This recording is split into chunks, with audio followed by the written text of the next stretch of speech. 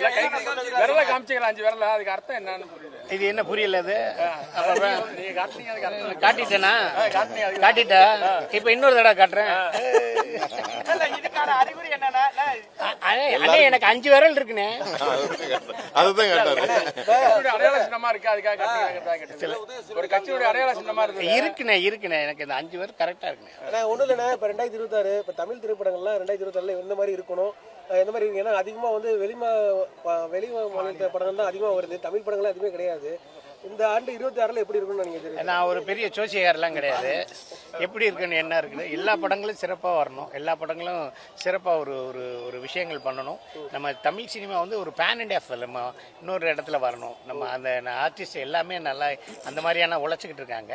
அது வந்து ஒரு பெரிய முன்னேற்றத்துக்கான இந்திய சினிமாவுக்கு எங்கள் ரஜினிகாந்த் சார் மாதிரி, ஓகேவா, எங்கள் அஜித் சார் மாதிரி அது வந்து மிகப்பெரிய ஒரு படங்களாக வரணும்னு தான் எங்களோட ஆசை. 2026 தேர்தல் எப்படி இருக்குன்னு பாக்குறீங்க? 2026 இந்த தேர்தல் நடக்கும். அந்த ஓட்டு சாவடி எல்லாம் நல்லா சுத்தமாக வச்சிருப்பாங்க, எல்லாம் போட்டாக்கிட்ட எல்லாம் போடுவாங்க. 2026 விஜய் வந்து முதலமைச்சர் வருவான்னு சொல்லி இருக்கிறாரு, வந்துருவாரா? 2026 வரதுக்கு வாய்ப்பு உண்டா விஜய் வரதுக்கு? அரசியல் இதை தவிர்த்துருங்க.